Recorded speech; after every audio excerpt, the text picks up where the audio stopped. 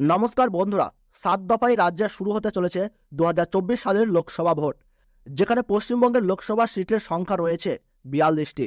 এই 42টি আসনে কে কোথায় এগিয়ে রয়েছে, কোথায় কে জিততে চলেছে, এই নিয়ে জনগণের মধ্যে তৈরি হয়েছে বিরাট কৌতূহল। তো বন্ধুরা, আমরা কথা না বাড়িয়ে সহজভাবে আমরা জেনে নেব যে কোন কোন লোকসভা আসনে কোন কোন প্রার্থী এগিয়ে রয়েছে, যেটা বিশেষজ্ঞদের মতামত অনুযায়ী ও কিছু পার্সেন্ট জনগণের উপর সমীক্ষা করা হয়েছে। তার ভিত্তিতেই আপনাদেরকে জানিয়ে দেব যে কোন কোন জায়গায় কোন কোন প্রার্থী জেতার সম্ভাবনা রয়েছে, অর্থাৎ কোন কোন লোকসভা আসনে তৃণমূল কংগ্রেস জিততে চলেছে এবং কোন কোন আসনে বিজেপি ও কংগ্রেস সিপিএম এর মতো প্রার্থীরা জিততে চলেছে। তবে সমীক্ষার মতামত অনুযায়ী 2024 সালের লোকসভা ভোট তৃণমূল কংগ্রেসের প্রতিদ্বন্দ্বী হিসাবে বিজেপিকেই টার্গেট করা হচ্ছে। এছাড়া আমরা সকলেই বুঝতে পারছি যে তৃণমূল কংগ্রেস ও বিজেপির মধ্যে একটা ফাইট হতে চলেছে। তো আসুন বন্ধুরা, আমরা জেনে নেব কোন কোন আসনে কোন কোন দল এগিয়ে রয়েছে। আপনার কাছে ছোট্ট একটি অনুরোধ, ভিডিওটিতে একটি লাইক করবেন। আর আপনি কোন জায়গা থেকে এই ভিডিওটি দেখছেন, বর্তমানে আপনার জায়গাতে কোন প্রার্থী এগিয়ে রয়েছে বলে মনে করছেন, তা অবশ্যই কমেন্ট বক্সে জানাতে ভুলবেন না। আর আপনি কোন জায়গার ফলাফল জানতে চাচ্ছেন, তাও কিন্তু কমেন্ট বক্সে জানিয়ে দেবেন। এবং এই রকমই প্রতিদিন গুরুত্বপূর্ণ আপডেট পেতে এখনই চ্যানেলটিকে সাবস্ক্রাইব করে পাশে থাকা বেল বাটনটিকে অল করে রাখুন। তাহলে চলুন আমরা ভিডিওটি শুরু করি।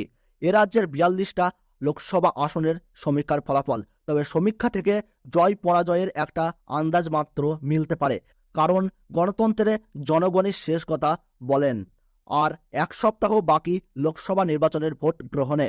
সেই আবহে ভোটারের সমীক্ষা সামনে এলো, যাতে জয়ী হওয়া দৌড়ে কোন দল এগিয়ে রয়েছে কোন দল পিছিয়ে রয়েছে তার আভাস পাওয়া যায়।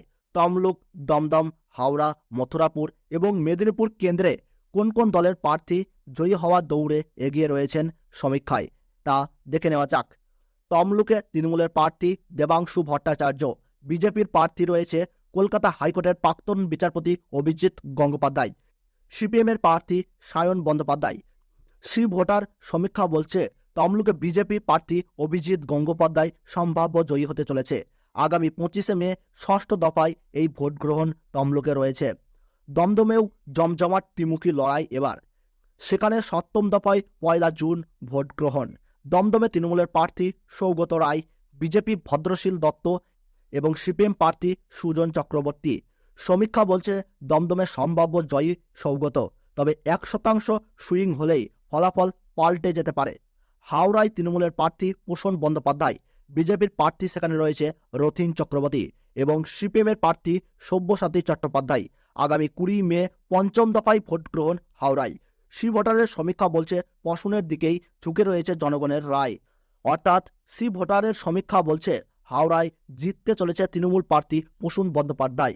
দক্ষিণ 24 পরগনার মথুরাপুরে সপ্তম দফায় 1 জুন ভোট গ্রহণ। তৃণমূলের প্রার্থী বাপি হালদার, বিজেপির প্রার্থী অশোক পুরকায়স্থ, সিপিএম এর শরৎচন্দ্র হালদার, আইএসএফ প্রার্থী অজয় কুমার দাস। সমীক্ষা বলছে সম্ভাব্য জয়ী তৃণমূল প্রার্থী বাপি হালদার, তবে 3% সুইং হলেই ফলাফল পাল্টে যেতে পারে। মেদিনীপুরে এবার ষষ্ঠ দফায় 15ই মে ভোট গ্রহণ, যেখানে তৃণমূলের প্রার্থী জুন মালিয়া, বিজেপির প্রার্থী অগ্নিমিত্র পাল, সিপিএম এর বিপ্লব ভট্ট। সমীক্ষা বলছে সম্ভাব্য জয়ী তৃণমূল প্রার্থী অগ্নিমিত্রা। তো বন্ধুরা, আপনারা এই সমীক্ষাটি ভেবে কেউ চিন্তিত বা খুশি হবেন না। আমরা বিভিন্ন রকম ওয়েবসাইট ও রাজনৈতিক বিশেষজ্ঞদের পাওয়া তথ্য অনুযায়ী বিশ্লেষণ করে আপনাদের কাছে উপস্থাপন করা হয়েছে। তবে একাধিক জায়গায় পরিবর্তন হতে পারে, তাই এই নিয়ে মাতামাতির কোনো জায়গা নেই। আর কোথায় কে জিতবে সেটা ঠিক করবে সাধারণ জনতা। তো বন্ধুরা, এই ছোট্ট ভিডিওটি ভালো লাগলে একটু লাইক করবেন।